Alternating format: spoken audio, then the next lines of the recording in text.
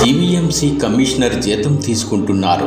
Chief medical officer నుంచి దిగువనున్న sanitary ఇన్స్పెక్టర్లంతా జీతాలు తీసుకుంటున్నారు. ఎటొచ్చి ఇంటింటా చెత్తలు సేకరించే పారిశుద్ధ్య కార్మికులకే జీతాలు లేవంటున్నారు. గత 4 నెలలుగా వందలాది కార్మికులు పస్తులతో పనిచేస్తున్నారంటే అతిశయోక్తి కాదు. మహావిశాఖ నగరపాలక సంస్థలో క్లాప్ కార్మికులు దాదాపు 650 మంది ఇంటింటా తిరిగి చెత్తలు సేకరిస్తున్నారు. 15,000 వేతనం అని ప్రకటించిన చేతికి మాత్రం 10,000 అందుతోంది. గత మార్చి నుంచి నేటి వరకు ఆ జీతాలు కూడా లేవు. వేతనాలు ఇవ్వకుండానే అధికారులు పనులు చేయించేస్తున్నారు. కటిక ఆర్థిక ఇబ్బందులతో కొట్టిమిట్టాడుతూనే విధులు నిర్వహిస్తున్న జీవీఎంసీ కమిషనర్ స్పందించకపోవడంతో కార్మికులు ఉసూరుమంటున్నారు. తక్షణమే జూలై వరకు రావాల్సిన వేతనాలు మొత్తం చెల్లించాలని వేడుకుంటున్నారు.